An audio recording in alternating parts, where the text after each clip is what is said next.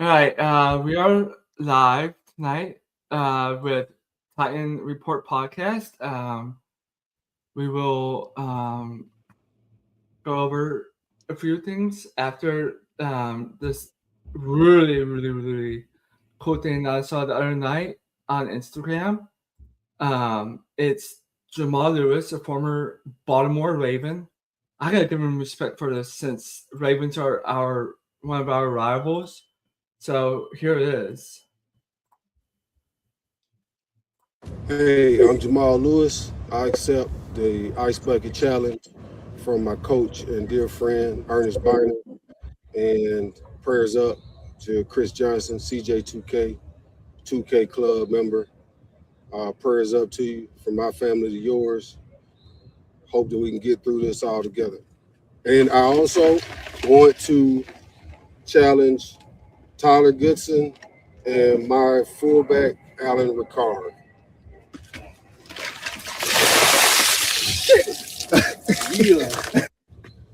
Hey, So a little ice bucket challenge by Jamal Lewis. So that is to start off our live stream, and also another Titan news to cover right now. A little happy birthday to Blaine Bishop. So happy birthday, Blaine Bishop, if you're watching. And so with that out of the way, we have camps opening here this week, isn't it? This week? Training camp? It's on Tuesday. Tuesday is when it starts. Yeah. But rookies are already there right now, so they kind of split them up. So veterans going on Tuesday, rookies are in the facility right now. So with that, what are your expectations from the squad during camp this year? Yeah, I mean, the biggest answer is going to find out a lot about this Tennessee Titans offensive line. I feel like we've been talking about this for many months now, and I think we're going to figure out a lot of answers once we get the pads on. I think the interior offensive line is going to be a very big question for the Tennessee Titans. I think you're going to figure out a lot of things about Cordell Volson and Jackson Slater, but I think also the backup offensive tackle depth is going to be interesting. J.C. Latham's going to miss some time, so who's going to step up for him? I think the cornerback depth is also interesting, right? Because the Titans spent a lot of money in Alontae Taylor and Cordell Flott to be their 1-2, but who's going to back them up, right? Do the Titans have enough depth? I think the wide receivers with all the new additions they add, Wandell, Carnell, I think Cam heading to a second year. There's a lot of good things from this team, and we finally get to see a lot of number ones. I think a player I'm also excited to finally get to see in training camp, Femi Oladejo, is expected to be back during training camp, so we're going to get an idea. But just to get a feel with Robert Saleh on the defensive line, handling the edge, right? I think that's another thing. How is he going to handle the edge rotation, right? Because it's going to be different this year. So there's a lot of things to look forward to in training camp, but I cannot wait until those pads get on. I think it's August 3rd, I'm pretty sure. So once we get those pads on, one-on-ones, especially against Carnell Tate, Alontae Taylor, that's a fun matchup to watch. So there's a lot of exciting things coming in training camp in the next couple weeks. Yes, I like what I heard from head coach Robert Saleh this past week about his view on the team and why he decided to be the head coach of the Titans. A lot of shout outs to Miss Amy Adams Strunk, the owner of the team, and also Mike Bergonzi, the GM. And the thing he mentioned about the team was how well Bergonzi is building the team up, and with Miss Amy Armstrong, how well she's learning the ins and outs of being a good owner and learning from her past mistakes. And I forgot, there was a key word at the end of his interview there that really hit well with me. But if you guys can, I think it's on their socials. I definitely recommend y'all to watch it. It's a really good interview by Robert Saleh. What are your takeaways from that interview? It's funny enough, I'm still catching up on a lot of interviews. I've seen clips of Instagram and X. I think it was Barstool Nashville posted the interview, but I have not gotten to get a chance to sit down and watch it. So I'll get a chance to. But you know what? Robert Saleh came to the Titans for a reason. He's a guy that I've been a huge fan of since he's gone here. He has some mentality and leadership, and you can tell the relationship with him and Mike Bergonzi has been strong, right, since they came in the building. And the one goal is to win more football games in Nashville. And I think that's the goal that they both have. I will check out the interview, but it is exciting though when you hear a lot of good things from Robert Saleh since he's got here. Yes. And another thing too, I would recommend the viewers watching, if y'all haven't, I'm a few more episodes left on it on Netflix. The third season of Quarterback came out, and it features Cam Ward on it, and I love how much he's grown throughout that season and how much of a leader he's becoming. And I love how he was after that Cardinals game. Yeah. Why are you celebrating? You acting like you won the Super Bowl after winning your first game of the season. Chill. Build something. Then once we get the Super Bowl and win it, then celebrate. And also that speech at the during his presser after that one game that I believe was the Raiders game, where he said, we asked one. That was Houston. Yeah. That was Houston. Yeah, it was Houston. Houston, yes, that's right, Houston. So he always speaks the truth and gives it to you straightforward. And when they cut to his parents, they're the same way. So I see that connection with him and his parents. Yeah. They want to succeed and they will work at it and they will get to where they want to get to.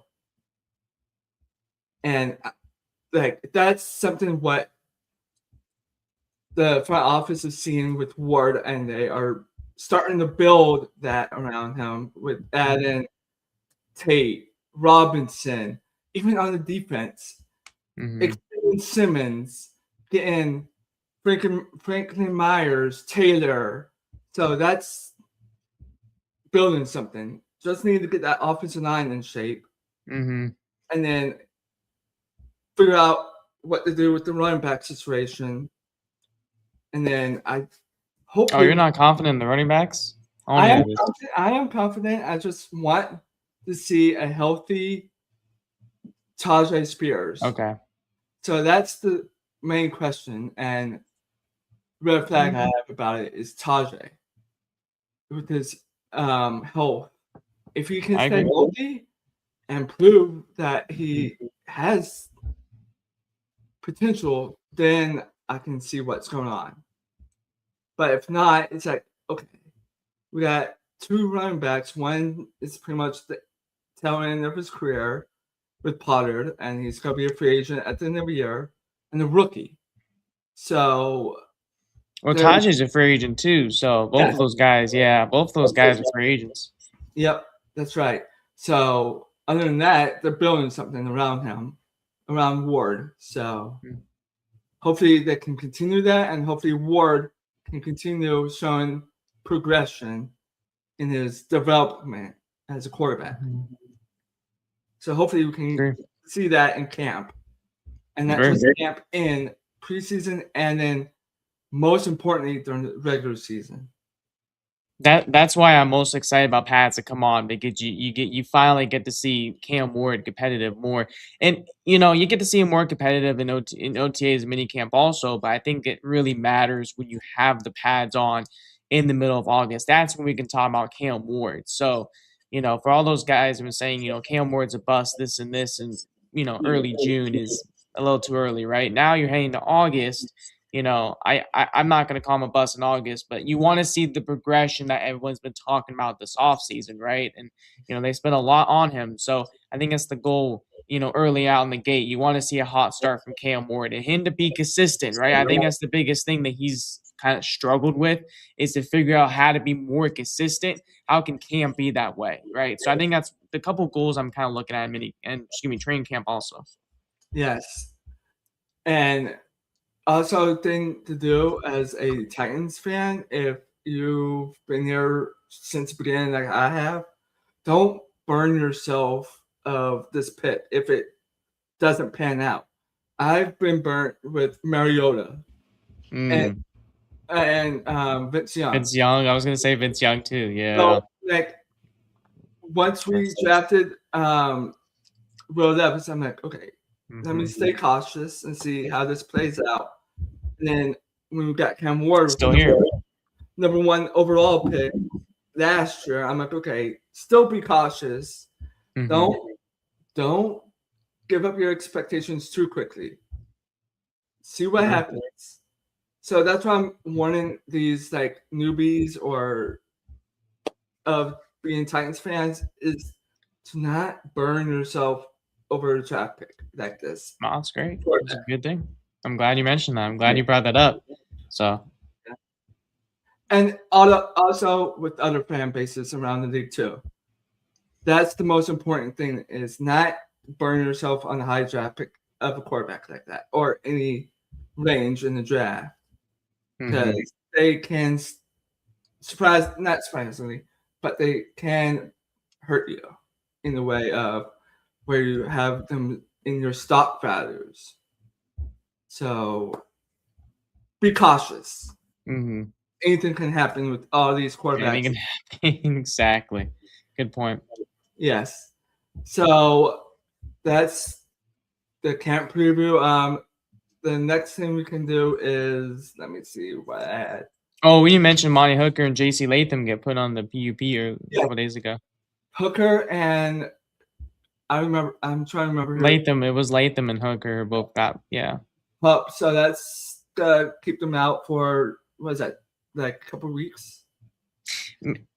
At most a couple weeks. Yeah. I mean, it's it's kind of hard to tell because the PUP list. I wrote it down earlier. It's physically unable to perform. So basically, it's like a list. It's not IR, but in a way, it's kind of like IR. So it's like if players are injured, if they have an injury from the off season, it's basically saying they're not ready to go. So Latham and Hooker, the two guys on that list. I'm kind of surprised, me personally, that Femi's not on that list. But I'm a little bit concerned about J.C. Latham.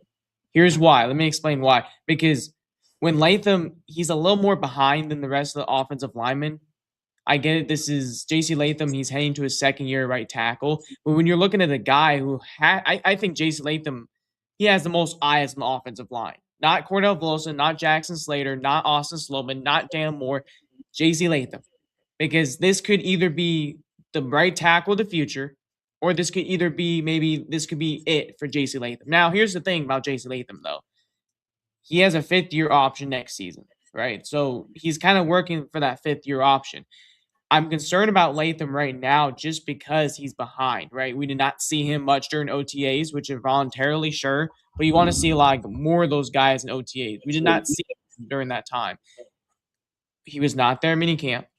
So my concern level is around a 3.5, probably close to 4, but however, that's why I mentioned earlier the backup offensive tackles matter if Latham does miss some time. But, the encouraging thing is that Paul Gaharski put out that it seems like they're minor injuries. It seems like there'll be a couple weeks. But, this is not a good start for J.C. Latham in year 3. He has to make sure this is his year. So if J.C. Latham wants to even, not criticizing him, but, he kind of has to be more tougher and be like, hey, man, I actually want to work for this, then I'm going to have to prove it. So he kind of has a chip on his shoulder right now for Latham. He has to go out there and prove it. So I'm not criticizing him. A little bit concerned. Monty Hooker, I'm not as concerned because here's the thing. They can move on from Hooker next year if they really want to.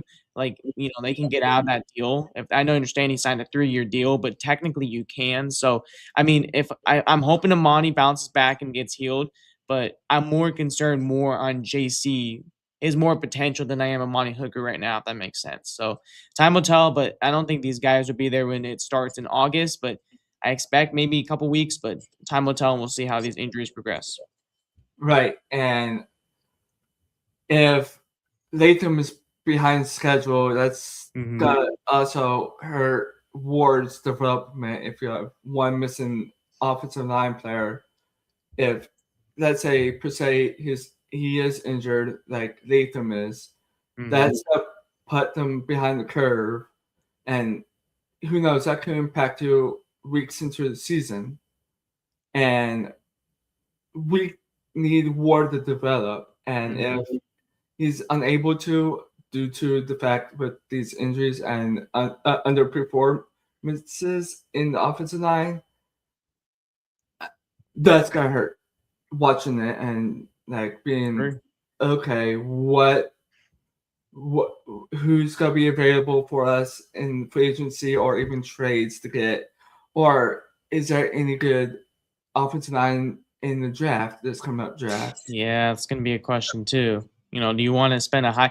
I mean, I don't expect them to finish that low, but if they do finish low, the question is going to have to be, because I know we talked about Pollard and Spears earlier. The question is going to have to be in the first round. Where are you going to go? Dan Moore's kind of the same thing too. If they don't like him, they can get out of that contract too. So I'm not comfortable with the tackle depth. The tackles overall right now, I'm not comfortable with them right now. They have a lot of things to prove right now currently. Right. But the thing with Latham is the only thing I'm not concerned about is Carmen Basilio, because Carmen Basilio's done a really good job in the past to turn around guys, especially at the tackle position, what I've heard. So I think Carmen Basilio is going to help him catch up. The question is, how long is Latham, how fast is Latham learn, right? Because he's technically missed, almost a month and a half of work. So that period of time, what's that going to look like? So we'll see. And like the quote says, there's not really good practice until you're out doing it on the field. And sitting there watching your teammates do it and then watching yourself do it on film, that's not really helping out. It helps you mentally, but it doesn't help you physically be in that situation. So hopefully we can get this situation simmered down a little bit, because I don't want to use a high draft. No, I don't think anybody does. I want to spend on like a skill position, like a wide receiver again. You want to go wide receiver next year? That would make me feel a little bit more comfortable. I think I told you before about who I really want in the draft. Jeremiah Smith? Yeah. I want Smith, but I'm torn. I really like that corner from the Saints. Not the Saints, Notre Dame. Like Leonard Moore, I like him. I think edge is interesting too. Edge is very interesting because there's two guys out there. I know we're going to draft talk. I mean, Cam Coleman and Dylan Stewart, the two guys are best out there. No, that's very interesting. Both guys are very productive, and it's really going to matter how Jermaine Johnson is this season too. Because when you look at Jermaine Johnson, he has everything that Robert Saleh likes, but he's another guy who is a free agent. This is Jermaine Johnson's last year in his contract. So number one, if Jermaine Johnson has a productive year, at least more than 6-7, pun intended, 6-7 sacks, I mean, some around range, right? I think Jermaine Johnson has a chance to stay next year, but he's uncertainty also. I don't know if they want to spend another first-round pick on the edge also, but it is a question in mind. I like Jermaine Johnson. I've looked at him on tape. I've watched his film work. He's a guy that's a beast. He's a big power guy. He's a good run stopper. He's a guy that you want on the edge and who, had his best seasons with Saleh. So if he can develop under Saleh this year and show some promise, huge. I think he's going to be a big addition off the edge. But that's going to be the question next year. And I don't know what they're going to do with him. I think Calvin Ridley's up in that wide receiver you mentioned too. I think Ridley, I know this is so early, but if they feel like Alec Ayamaner and Chim DK, if there's more production, they want to get those guys going. You could see Calvin Ridley maybe trade the deadline. We have to see, but time will tell about the 2027 draft. We're so far away. It's crazy. So it is, yeah. So the next thing on the schedule, we did Netflix QB, and then we did camp preview. So the offseason jersey rebrands and predictions. Yes, we had one out last night. The Rams one got revealed. Oh, yeah, that's the classic versions, yeah. So let's see here. So Rams.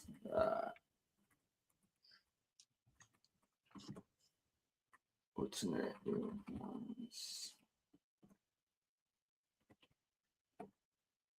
From my takeaway is from those. Okay, there we go. Hold on. I believe there were 2 of them. Yeah, that's the gold and then the white ones, I believe. yeah. So my thought is about that. It gives that 60s feel because in the 60s they had that white ram horn on it and then the blue numbering. The gold is different. It goes back to their color rush that they had when they debuted it in St. Louis and then in LA. It gives me that vibe, but Oh, you're talking they are 2016. still missing the yeah. But with the Rams, they're missing it. To be honest with you, I don't know what it is. They are. I feel like they're scared of doing this. Kurt. I feel like they're scared to go back to these navy blue ones. Like I know that I love those on a lot. yeah on social media, their fans are saying, "Oh no, get that in St. Louis." But this fits them the best. I get the gold and the blue, like what they have right now is similar to this, but this is the best what they had. I think it's In very my fair. So I know with the rules with Nike, you can't do another rebrand until 5 years later. So maybe in 5 years, or depending if they want to do another retro, they can do that. And then the other rebrands that happened this off season was Atlanta Falcons. Oh, Atlanta, yeah, that's right. No. So with these, they are definitely better than the other ones that they upgraded from. But The white and black's let me show you what I wanted them to do.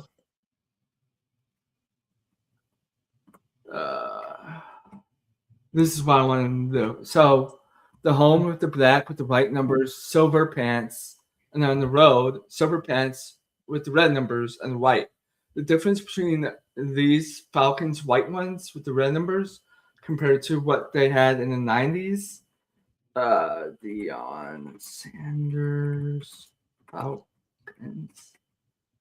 So in the 90s, they had black numbers, but I think the red numbers pop out better. So compare that to what they have now, it's close with the numbering. But that's cool to have the black pants for the road. But agree. it's a little bit dull. But I get what they're trying to do with Nike's trying to do with these jerseys. Still have that retro feel to it, but they're still missing out on that one that I was pointing out to you with Mike Vick as a Falcon. What are your thoughts? I really, really like the Mike Vick one. The black. Yeah, I mean, I the comment on the other ones. I really like the Falcons black on the white on black. So they kind of switched that. But those are really nice jerseys though. The far one, I think it was Walker. I think that is to the far right. Yeah, I like that combination. So they just kind of flipped that, but. Yeah, they definitely could have done the old ones. I think the old ones look a little bit better than the new ones currently, but I really do like that red on red that Bijan was wearing in that other photo too. Yeah. And then you got forgot Baltimore did them too. That's right. This offseason has been so long, chat. That's how crazy this offseason is. This offseason has been so long, chat. That's true. It's been It's probably been one of the so. long. It's been too long, chat. It's been too long, chat. So with the Ravens, I like the white ones. It's a little bit more glossier, and I like the wing feel to it there on the collar. That's fire. Yeah, and then what else do I like from there? The matte helmet with the black raven. I feel like when we got to see that on TV, it's gonna be hard to see that from like a far view from the play. But I think during like the primetime games, that's gonna look sick. But I like the purple helmet best. The purple helmets are great. But I like the one that they used like the past 2 seasons with the alternate Baltimore Raven, like this Raven logo that they have. But it's still good though. What else? The regular home is nice. I get you can't do that glossy on the purple there, but you can do like a black outline gloss, but it's pretty cool still. What I was expecting them to do was like a modern version of that with the same number font. Mm. Their original Ravens jerseys. But these are definitely an upgrade from what they had. But oh, that's pretty cool. I like how that is glossy. I just like gloss stuff. That's on the alternate with the gold numbers. What else? What are your thoughts on the Ravens? Well, I hate to talk about the Ravens because they're Yeah. rivals with us, but those are really nice. I like those purple helmets the best. I really like those purple jerseys. The one on the left, I think I'd say Flowers number 4 on the far left. I like those a lot. Those are the best, but they stand out to me the most. So definitely for sure. But those are my favorite currently right now out of all the 4. And then was us, Rams, Falcons. Okay. Washington. Washington too. That's right. I'm gonna show you what I was expecting them to do. Go back to the name Redskins, right? But in 2002, they had their 70th anniversary. Like this type of red with the type of gold with the pants, spot on. It's like a washed out type of gold, not that bright gold that you saw like RG3 wear, but it's more diluted. And then with the maroon, it's more of an calmer maroon, not that bright maroon that you see right here. So, what do you think about these? What I was expecting them to do? Those are nice. Those are nice. The only thing I'm not surprised is because they're not the Redskins anymore, but if they were, that would have made a lot of sense. That color scheme is really nice. I do like the jerseys. I do like the pants. It's all really nice. Like you can't go wrong with that. I don't remember what their currently jerseys look today, so let's see what they look like.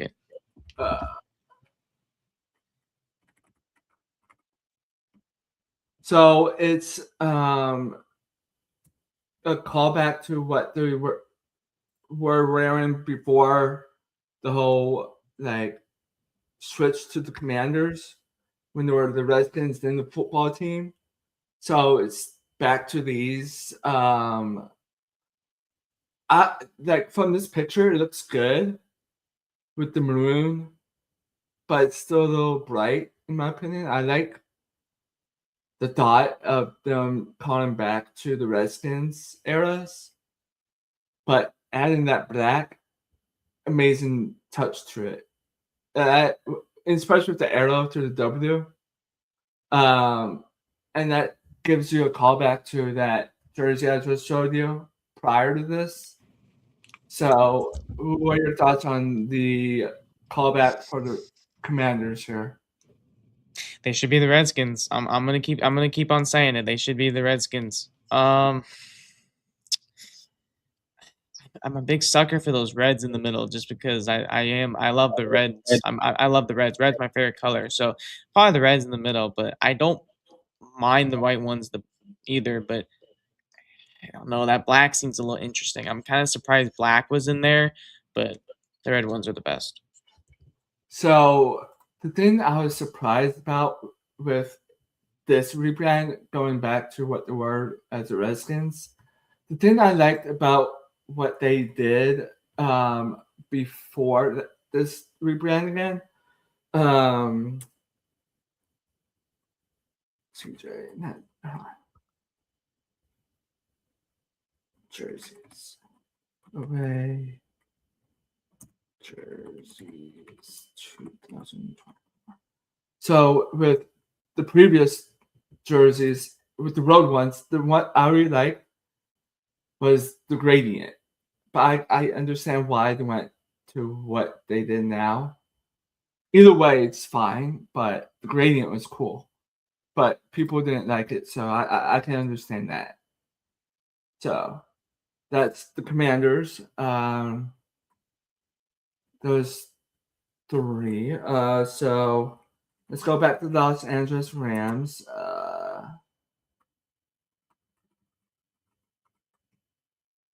So with the Rams, there we go. That's a better view of it. I like these, especially with the gold pants. It's pretty cool. But the road, I really like that gradient they had. But these are a little bit nicer with just that one color. But the white on white is really nice, to be honest with you. What are your thoughts about the? Yeah. I was gonna say the same thing. The white on white goes hard. I do like that gold, and funny enough, you just showed the jerseys earlier. They kind of remind me of those.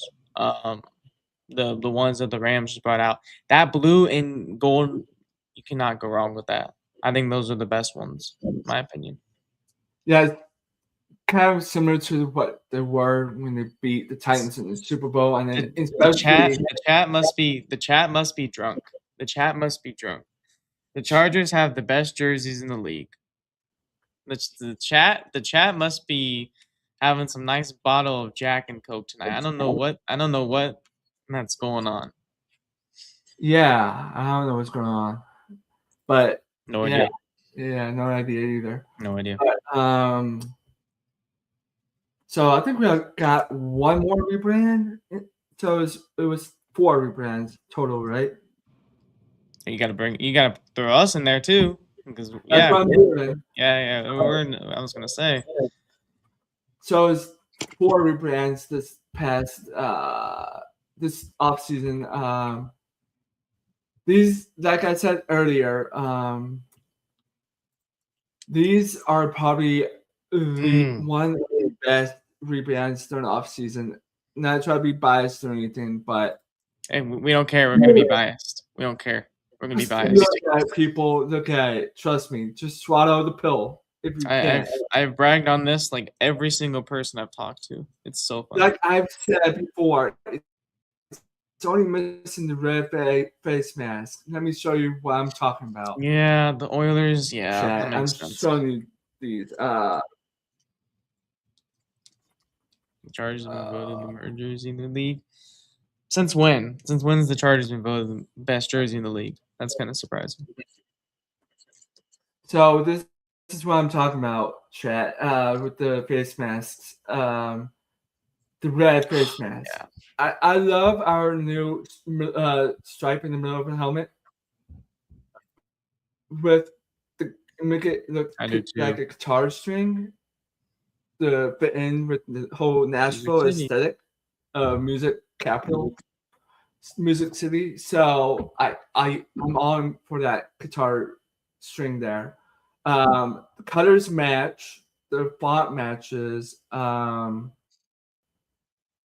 Just use our own Titans logo instead of Orders, so that's fine. We own the Orders logo anyway, so I'm not complaining.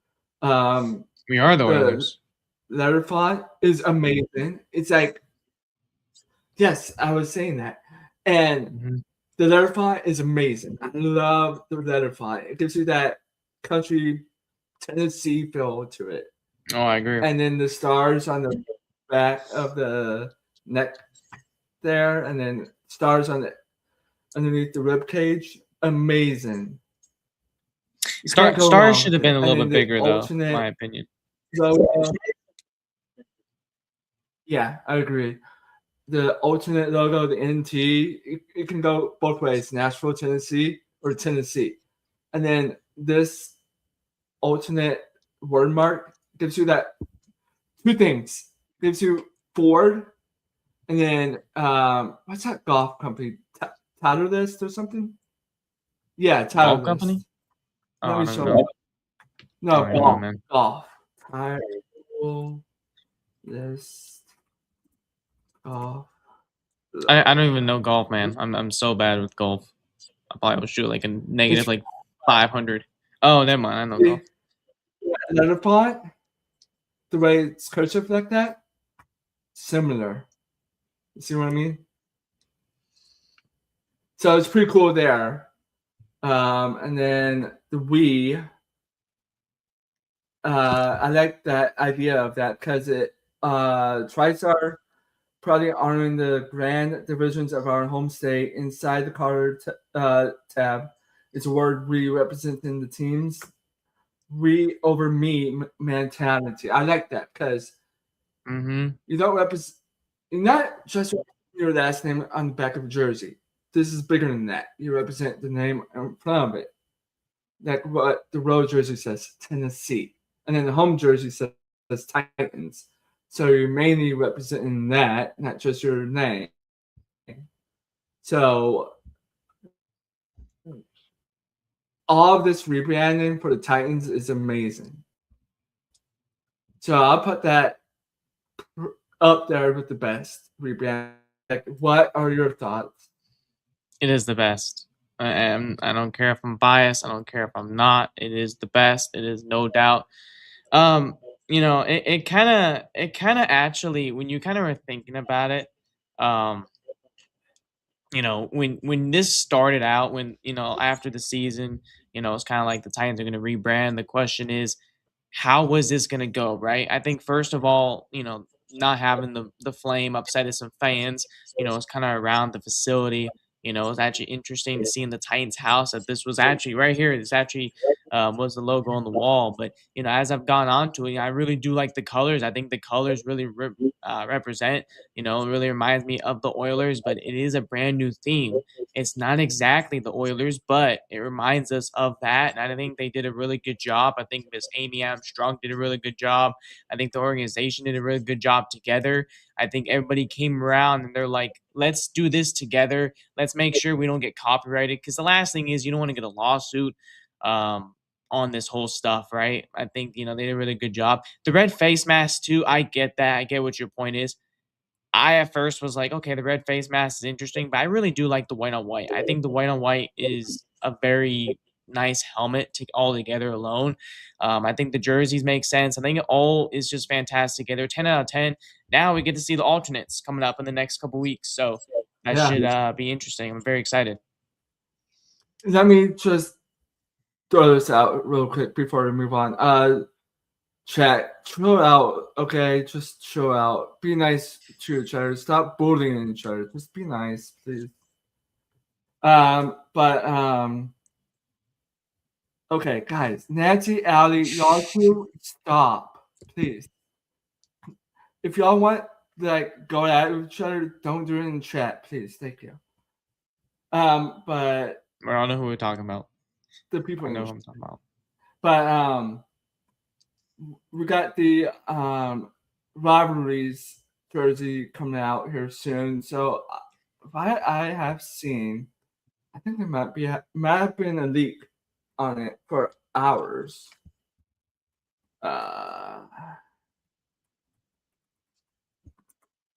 Let me double check. Can we block the chat? Can you block people out of the chat? Let me see. I can put them on a timeout or ban and delete their comments. Oh, perfect. Ban them. If that person keeps rounding up, ban them. Perfect. I love that. I think that'd be perfect. Allie, you're going to be for your comments between you and Nancy, you're all going to be banned for commenting. So that's going to be not on here. So sorry to bring that up to you. So y'all can You're good. We got them out, so it's good. do that amongst yourselves on a different place. But somebody on YouTube said that might have been a leak of our Rivalry uniforms. Yes, we got a little leak of them. Yes. So this person is saying it's gonna be that. Let's see who the YouTuber is. I'm just gonna put that on the walls. Give me a second here, guys. USA Safe Pilot rewards safe drive. MCA a Titans podcast. So go check that out. So I like that number font a little bit, but let's see here. Trying to see if there's any more pictures of it here. Not seeing anything. Yeah, I have to watch that video. That's another thing I have to catch up with tomorrow. Is I'm gonna turn that video on and watch that deeply. But that's what it seems like it's going to be. I love it. I'm in love with that. We'll break that down too. We'll do an episode on that once that officially gets released too. Yeah, and I believe there's been another Rivalry jersey leaked. To be honest with you, I think. Houston. I don't know if it was Houston. Was it? It could have been. That's why I'm double checking everything. If it's this, I'm upset because that's our cutters, not theirs. Yeah. I expect them to do something like NASA-esque, like these. To be honest with you, I'm not saying these are it. I'm just saying like I'm expecting something spacey, like NASA, since LBJ is there, or whoever the space station is. Or they could go on a completely different route. They could go like University of Texas, since Austin's like right there by Houston. So they could do one of two things, in my opinion. I am not seeing it. I saw something on it on Instagram not too long ago, but that's what I'm expecting them to do. Let's see, Jacksonville Jaguars. Let's see if they have theirs leaked. No. What do I think they would do? They have a Navy base right there in Orange County, or Orange Park, sorry. They could do that, or ooh, that's sick. Jaguar putting on the helmet, that would be sick, to be honest with you. There's not really much they could do, to be honest with you. I saw a video on YouTube, a person like predicting what they think they would do. The person think they would use like that cutter, like a sand cutter, throughout the whole jersey. Like last time they did that was the Color Rush, and that was not too good, as you see right there. To be honest with you, I don't know what they could do. They could do something with Navy, but I don't know how they would do that. What are your thoughts on the Jaguars, what they could do? Yeah, probably Navy. I mean, I don't think they should do anything black. I think they should go teal or navy, or kind of two interesting colors. I think I saw something at the top that kind of really stood out to me. If you go back up just a little bit, I just don't think black makes sense for the Jacksonville Jaguars right now. I'm trying to find it. I don't think it's there. Kind of something like that. Yeah, the Trevor Lawrence or the Jags helmet, the kind of the teal. That kind of does stand out to me. We'll kind of see over time what they're gonna look like. I have to remember the Travis Hunter one looks nice, the Jag on the helmet, but I think they should stay in the navy and the teal. I don't think they should go to black, in my opinion. Yeah, because this is why I'm thinking. Because the reason why I'm saying navy is this. Jackson Navy Air Navy base, because they have a Navy air station down there, so they could do like Navy color, like Navy military colors, like Navy uniform.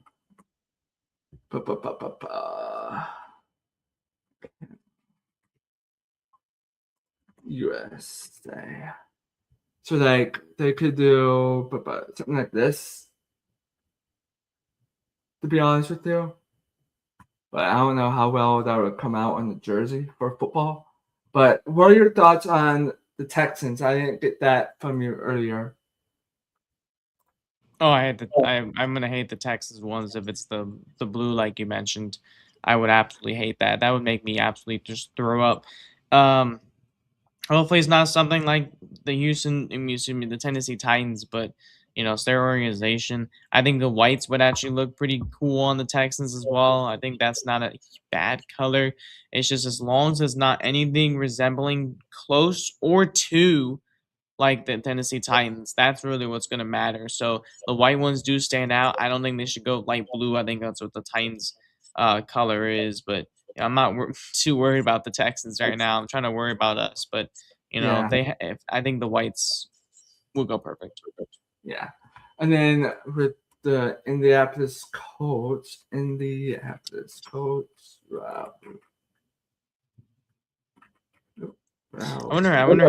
wonder if the Titans are gonna. I wonder if the Colts or the Houston or Tennessee. What if they're all gonna reveal them at the same? Game. I wonder how that's gonna work out. Where that's gonna go. From what I heard, the Jaguars are gonna do theirs when they play the Colts at home. I don't know what we play, but be a good day. That'd be a good one. That should be interesting. I think we should do ours when Houston comes. I love that. Yeah. When Houston comes to town, or do it when we go to Houston. Either way. With Indy, that's gonna be hard to be honest with you. Yeah, Indy's gonna be tough. I think they should go that racing style, to be honest with you, since they have the Indy Speedway right there. Yep. Yep. Like these right here. That I like that. Really good. Like black with the checker. That would be perfect. I agree. I agree. Yeah. And then you have the NFC North. So Detroit. I don't think that would leak yet, but Detroit, that one would be a little bit harder. Yeah. I think this is what they should do. They could do Motor City, but I think that's a little bit overdone for the moment. Do like something like Tigers-esque, or the Pistons, red, white, and blue, or if you do Tigers, you can do orange. Throw some orange and blue in there. To be honest with you, skull. Someone says skull vibes. Nice. We're getting to them next. That's why I think they should do is go have their jerseys. That'd be sick. All right with the white. That'd be sick. Yeah. But like an orange and like a navy blue, something like Tigers do. And then Minnesota.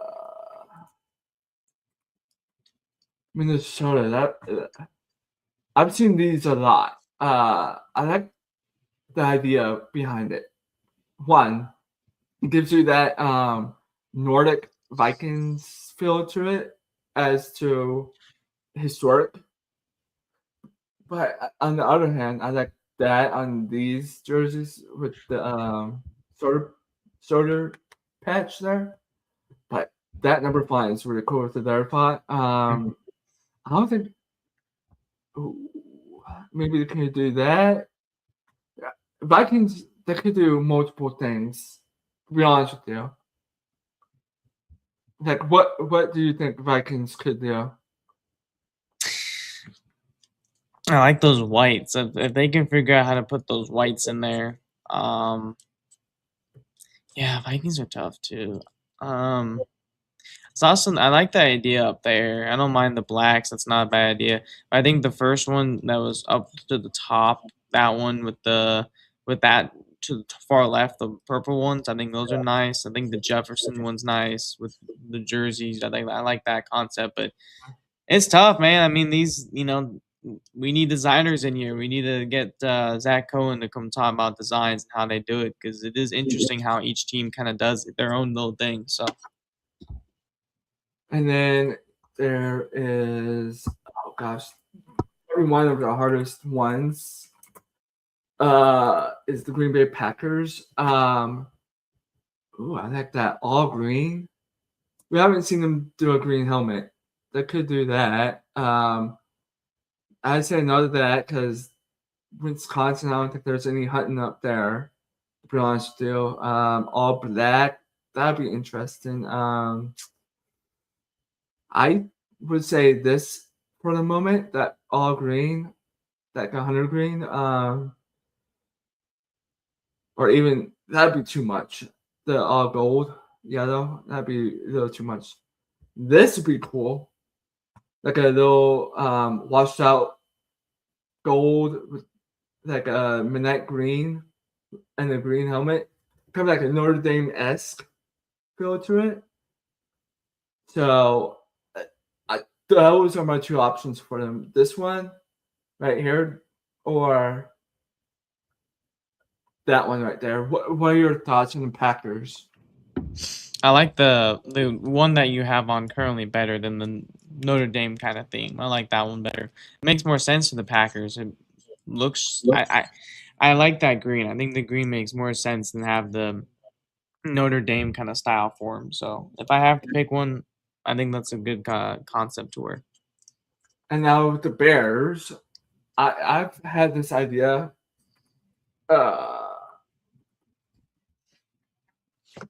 My idea behind the Bears, I've heard a lot of like white helmet with like that type coloring from the flag for the jerseys.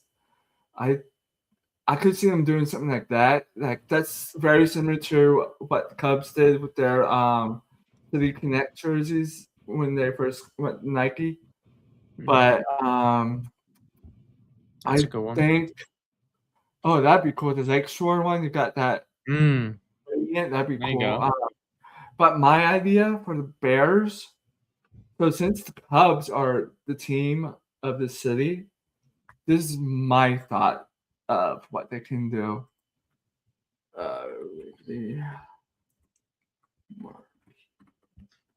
So do something like this. Hold on. So I don't know what color you could do with this, but you could do a green or a red. But have like a marquee style for like where the name patches on the back. And then on the front you can use like the Cubs number font. I can show you all that.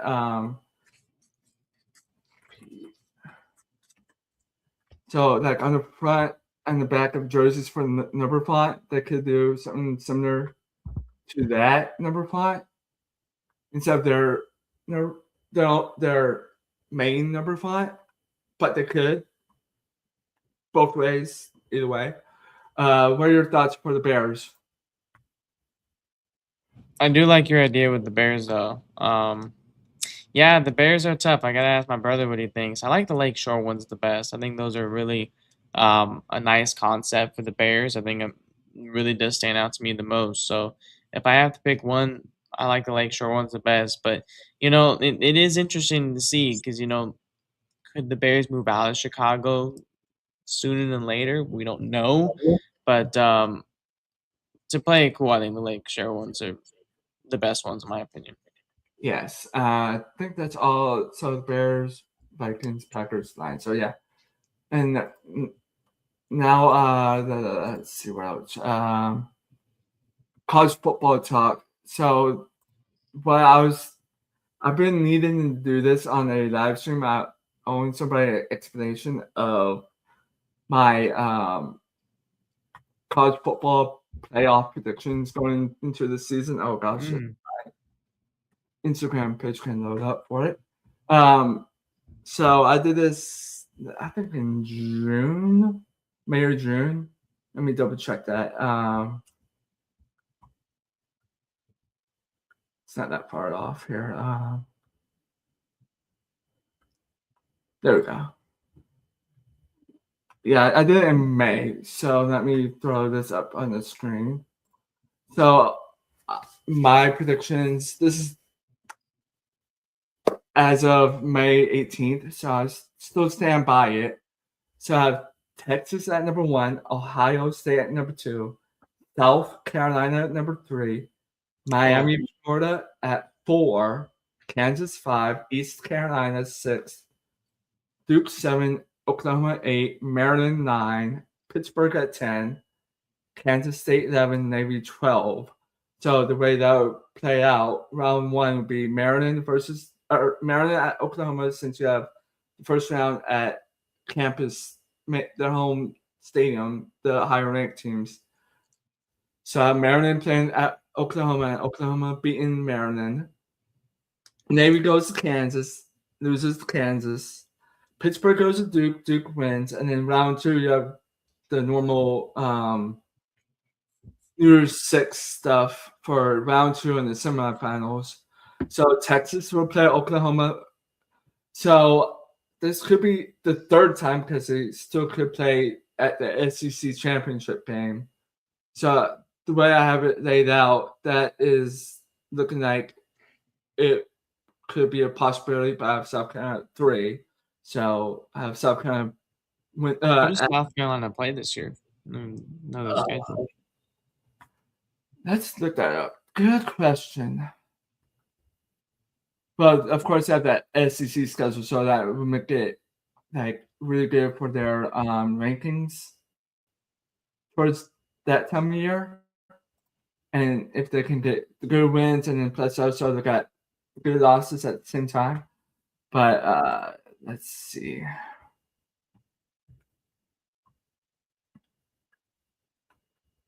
So according to my predictions, I have South Carolina losing to Texas in the SEC championship game. That's the reason why I have them higher. SEC. So South Carolina.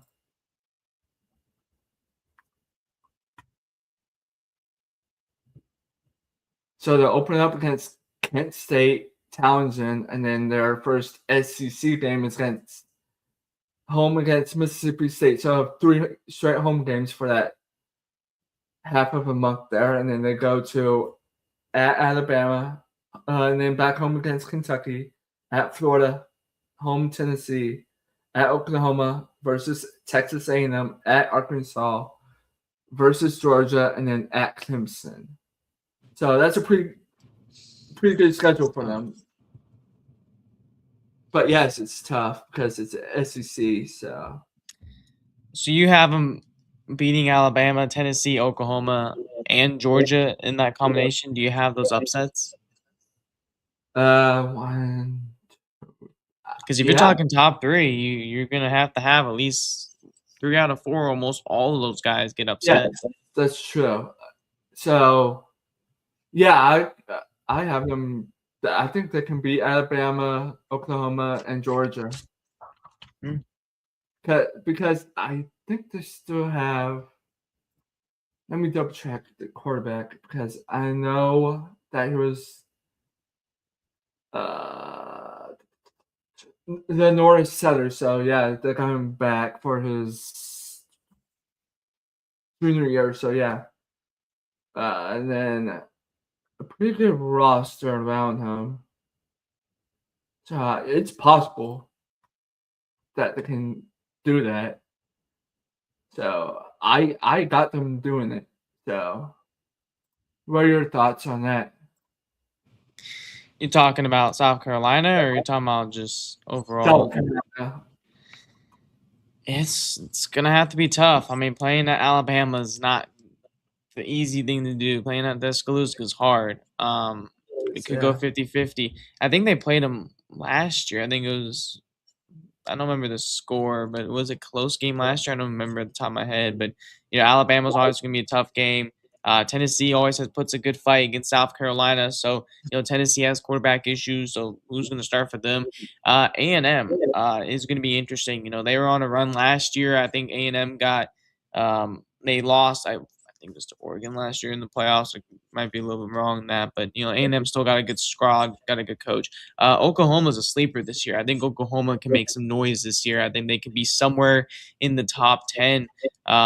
Georgia, though, man, always tough. Georgia's always tough. I think Georgia's might be a top 5 team this year in college football. So if you're saying you can bank all that wins, the gods are on South Carolina's side for these games. Let's just be honest. So, if they get off to a hot start, if they beat Alabama, they might have a chance to get those other teams. So, college football is weird. It is weird.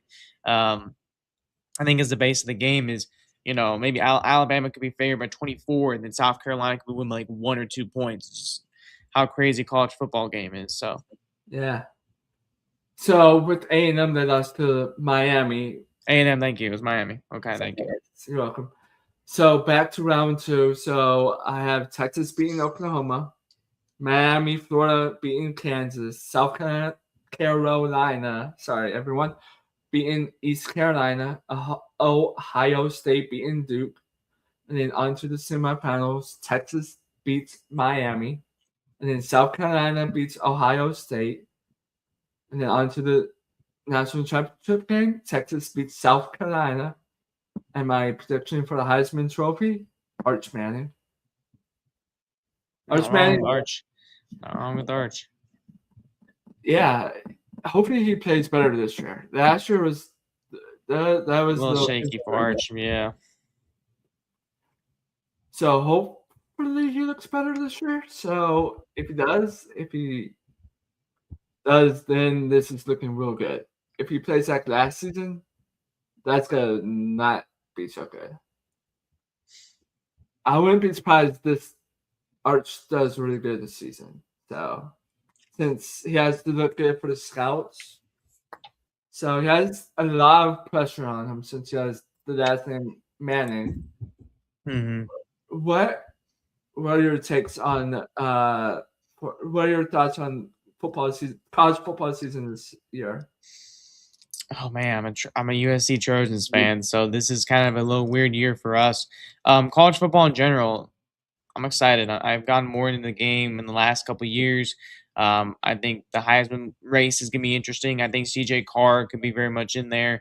I think Arch, like you mentioned. I think Ohio State can have a really good year with Julius saying, but I'm not sleeping on Ole Miss. I think Ole Miss can really turn things around. They were on a run last year. I think I know they're really close to the championship game. A lot of people thought they're going to win and go into the championship game. They're really close last year, so I'm excited to see what those guys can do, especially after Lane Kiffin, left. The heads, they kept their heads down and they fought a lot. And I think that's what shows a good football team is, right? So I don't know if you're doing rankings. I think Oregon's going to have a good year. Unfortunately, as a Trojans fan, I think Notre Dame's going to be in there. I think A&M's going to be in there. I think Longhorns. I think Indiana's going to take a little bit of a drop off, though. I don't think they're going to be as good as they were since they lost a lot of guys. I think they'll be somewhere in the top 10. But college football is weird, man. We're so close. I think games start in a month. So my early national champion, this is kind of like an early bid, but I think Ohio State is obviously one of my favorites in there. I think Ohio State has a really good chance. I think Texas is in there, of course. But a couple sleepers. Notre Dame's a sleeper. I think Georgia could be a team that could potentially be in there. I think Georgia always, Kirby Smart, they're always in there. But for my Trojans, though, I mean, Jaden Mavia is there. It's his last year for Mavia. You had a transfer quarterback. This is kind of Lincoln Riley's year. But you look at SC's schedule, they have a really good start to the year, and then they have really a tough schedule down and in. So, for my Trojans, man, I'm just hoping USC makes a run and, hopefully gets a chance to go to the playoffs. I know we have Oregon, which can be tough. I think Penn State's going to be interesting team this year. They're not going to be as great as they were. Ohio State and Indiana. So we'll see where things go. But I'm just ready for college football and football in general. Let's just get things going. It is the dog days of summer, so let's just get things going. Excited for the season. Yes. Since you were talking about USC, they do have a little bit of an easier schedule this season. Although you do have that Big Ten Oregon's schedule. tough. Yeah. You open up 3 home games in a row with San Jose State, Fresno State, and Louisiana. So that's favorable for you guys. And then you got Rutgers, and then you have your thick of your schedule with Oregon, Washington, at Penn State. Oregon's gonna be interesting. Yeah. Yeah, and especially Penn State too with Franklin, not Franklin. Oh, I forgot the coach. I think he's from Iowa State. No. Yeah, he was from Iowa State. Got his name. He has the same last name as the Lions head coach. Campbell. Like, is it Matt Campbell? Is it Matt Campbell? Yes, thank you. I don't know why that came up on my head. Okay. Anyway. Yeah, that Perfect.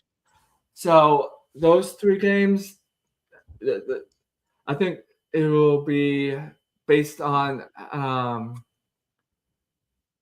those 3 games right there are going to be the ones to look out for Lincoln Riley. Yeah, Oregon, Penn State, and actually 4 games. Yeah. And then you have Wisconsin. Wisconsin, it just depends on the year. Like there are some weird outlier years for Wisconsin, but I don't feel good about Wisconsin this year. So when that happens, they are normally better than I expect them to be.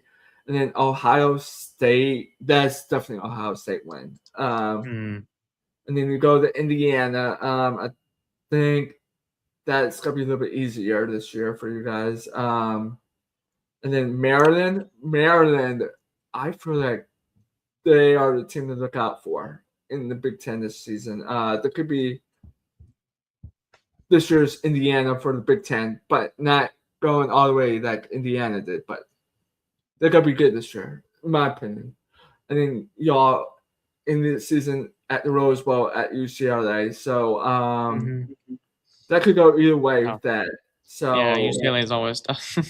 Fortunately, no matter when you play them. So definitely a big year for USC. So 1, 2, 3, 4, 5. Man, I think Lincoln, if they he's gotta get 10 wins to stay next year. 9 or 10 wins. He's got to stay. Right now it's just 6 or 7 at the moment. It depends on how well they do against Oregon, Washington, and Penn State. Those are the questionable ones. And Ohio State, of course, but Ohio State is Ohio State, so that's automatic win for them. So yeah, and then for me, I'm a Gators fan, so let's go to that. I've seen their schedule. It's a lot more favorable compared to the years in the past here, recent years. Because a couple years ago, we had a really tough schedule. It was brutal. But now we got – so this year we open up against Florida Atlantic, Campbell, and then for the first SEC game, both teams have new head coaches. So it's at Auburn. And then home against Ole Miss, at Missouri versus South Carolina, and then at Texas. And then a neutral site game against Georgia. Not sure where that's going to be. Let's double check that real quick. I think it's going to be in Mercedes-Benz Southern Atlanta this year. Because the renovations at Jacksonville. And then versus Oklahoma at Kentucky, versus Vanderbilt, and then close the season at Florida State. So the top 2 games are probably automatic wins. So 2-0. I'm questioning the Auburn one, so it could go either way. Right now, I put 3-0, and then 4-0 against Ole Miss. At Missouri, going to Missouri is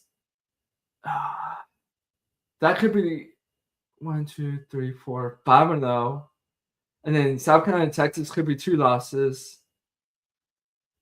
Georgia.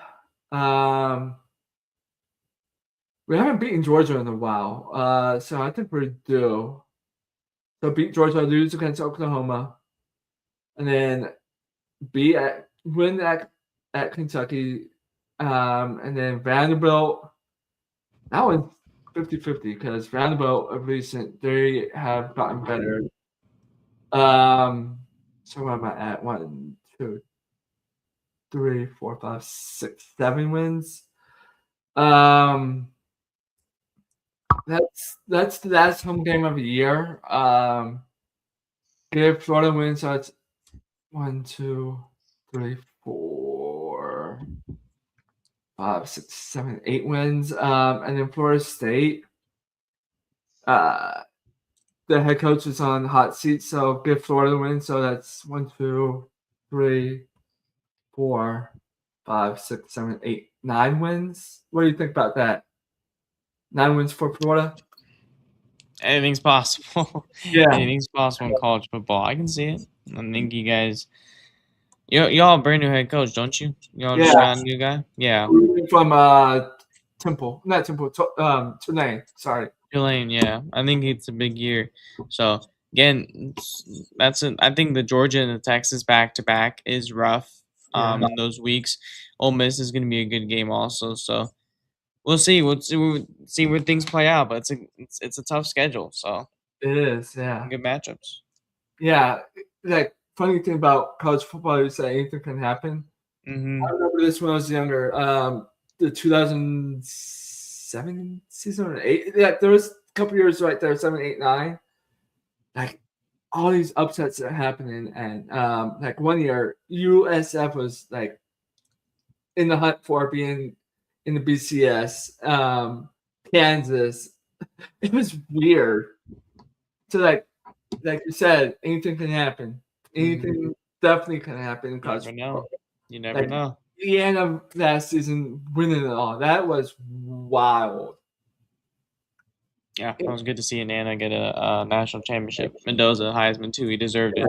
Yeah, he did. Oh, I have last thing for tonight. I just remembered what I was thinking about earlier and about last night too.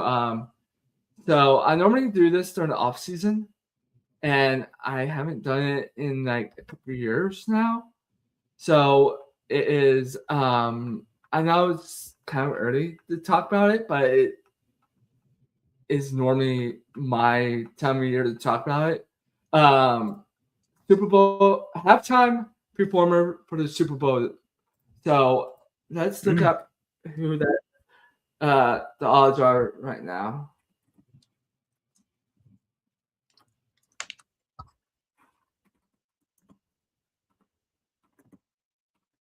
So for this year, I think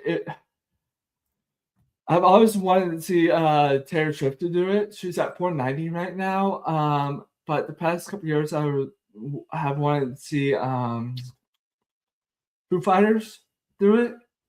So that'd be pretty cool. They need to change it up, like with what they've been doing the past few years with these R&B and rap stars. Pop, country, rock, change it up. You know what I mean? Mm-hmm. So right now the favorite is Jay-Z at 52%, and then Justin Bieber at 29%, Miley Cyrus at 26%. So it looks like they're going the same route. Ooh, Backstreet Boys at 11%. They have put their name in earlier this year. I forgot when they did it, but they said that they won't be in. Do it one of these years. Foo Fighters at 10. Let's see. Guns N' Roses at 5. Linkin Park at 5. Why is Rihanna in it? She already did it a couple years ago. Come on. Check it out. AC/DC 4. That's a good one. Elton John at 4. That'd be cool. Outkast at 1%. Wow. I don't see them doing it. Who do you think would be the season or the Super Bowl 61 performer halftime? Oh man, it's very early to tell. I mean, this is putting me on the spot. Um, Gosh, this is a tough one. On that list, I mean, Jay-Z's the favorite. I could potentially see Post Malone get up there a little bit more in the odds too. That could be very interesting. Taylor Swift can obviously, you mentioned, could be in there also. She's at 60% right below him. Um, yeah, I'm very interested in see who's gonna go up there. I know Harry Styles is popular for a lot of people. He can be interesting as well. I gotta be honest. I'm wondering how much that Jay Z, like how much that stock is. I mean, 52% is a pretty good chance. I mean, I wonder how much knowledge that is. So if Jay Z gets it, he's pretty much in the lead right now. But I'm very interested to see how much if Miley Cyrus or Justin Bieber come out and say it, and one of those two says no, and they flip up, and then someone comes up behind 'em. I don't know. It's really too early to tell. So um, time will tell. I like to see any one of those guys. I mean, as long as it's interesting. So that's what Yeah, I'm saying. let me show you. I did this a couple years ago. I did it like for the next like decade. Pretty cool. But I'm more on the line of like throwing the genres that haven't done it in a hot minute, like rock, country. But normally they tend to do like pop or R&B. What's on the like top 25. But let's see how far back it was. But like there's performers who I would like to see do it. Like if they go to country route, Garth Brooks. Art Burks be a good one. Yeah. Yeah. There's so many you can throw out there. Even Billy Joel will be fun to see to do it. Tim McGraw with Faith Hill, that'd be cool to see. Like names like that. Like get someone different. You know what I mean? Like instead of really like same thing every year. It's getting a little old, to be honest with you. Like another name they could do is Shania Twain. She's coming back. She's she did like a little mini halftime back in 03 when the Bucks won it. So it's her. Oh god, it was her. No Doubt, and crap, who's that lead singer from Please? Oh my god, I'm losing my thought process there. But this is what I did 2 years ago. So I might have to change it up. I had conflicts for last year's, Foo Fighters this year. Next year, Tim McGraw and Faith Hill. Lenny Kravitz for Super Bowl 63, the Chicks, 64. I don't think that's gonna happen, Chicks. Shania Twain, Britney Spears. I don't think Britney Spears would do it. Backstreet Boys, George Strait, and Taylor Swift. I might have changed Taylor Swift's up to earlier, like 63, because hold on, 64 because 64 is when it's in Nashville, I believe.